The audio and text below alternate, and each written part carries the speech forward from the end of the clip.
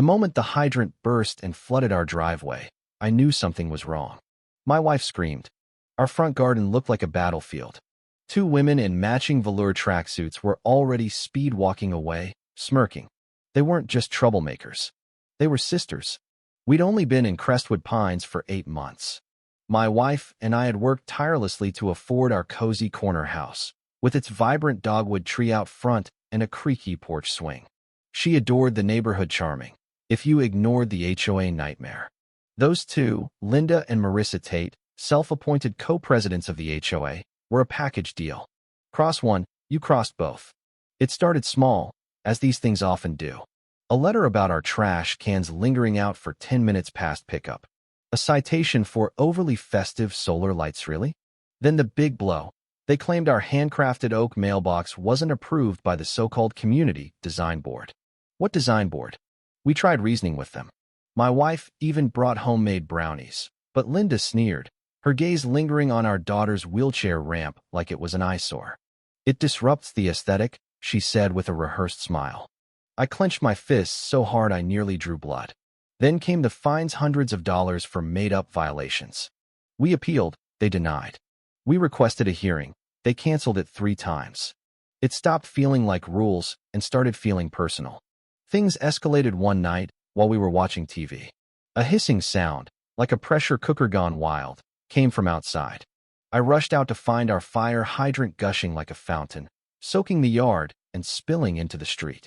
The cap was gone. What the hell? I muttered, trying to shut the valve. But it was jammed with a zip tie and what looked like epoxy glue. The next morning, the city crew arrived, shaking their heads. Someone tampered with it, they said. Usually kids, but this was deliberate. My wife's eyes met mine. It wasn't kids. It was the Tates. We had no proof, just a gut feeling. That changed 3 days later when Mr.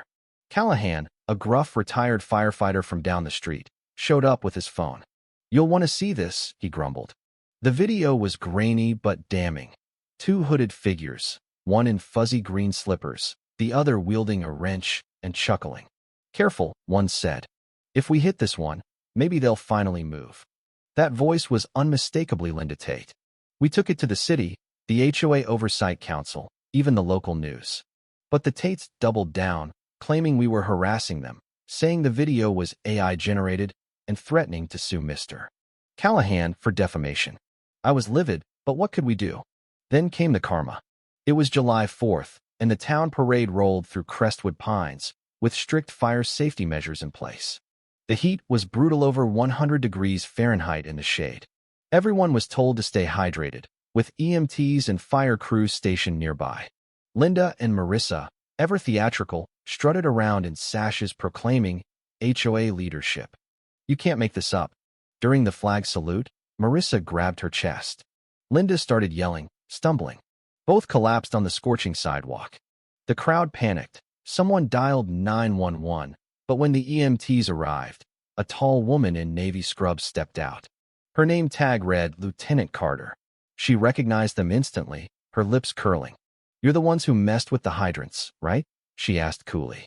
Linda gasped. What does that matter? Help us. Carter turned to her team. We're rerouting. Heatstroke cases down the block take priority. Marissa croaked. You can't do this. We're the HOA. Someone in the crowd muttered. Then enforce your own first aid. The sisters were left gasping on the pavement, not abandoned, but not prioritized. They weren't dying, just suffering, every second dragging like an eternity. A backup unit eventually treated them for mild dehydration and exhaustion, nothing serious. But their reputations shattered.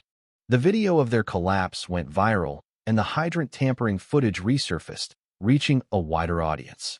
The city opened an investigation, the fire department filed a public endangerment complaint, and their HOA seats were revoked.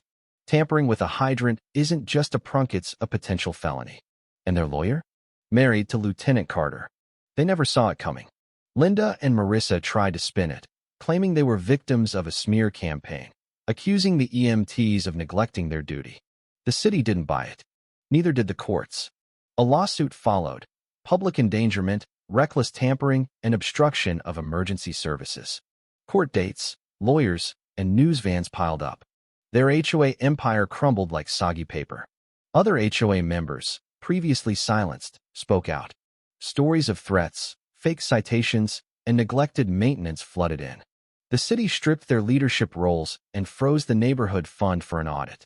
I stood on my porch the day the new hydrant was installed, coffee in hand, my daughter smiling beside me. I didn't say a word when the sheriff arrived to serve papers next door. Just watched. Later that week, passing Linda in a stiff blazer and Marissa still wincing from heat exhaustion, I tipped my hat. Ironic, isn't it? I said, all that effort to control everyone, and now you're just waiting for a judge to decide your fate. Marissa muttered something. Linda wouldn't meet my eyes. Karma doesn't hurry, but it never forgets. They wanted control. They got court dates, a lawsuit, and a stained record all because they couldn't handle a mailbox, a wheelchair ramp, or someone saying no. So, when someone with a clipboard tells you you're out of line, take a breath, document everything, stand your ground, and if all else fails, remember the Tate sisters, who learned that messing with hydrants doesn't just get you wet, it gets you wrecked. For more stories of karma and neighborhood justice, subscribe to our YouTube channel, where every HOA tyrant meets their match.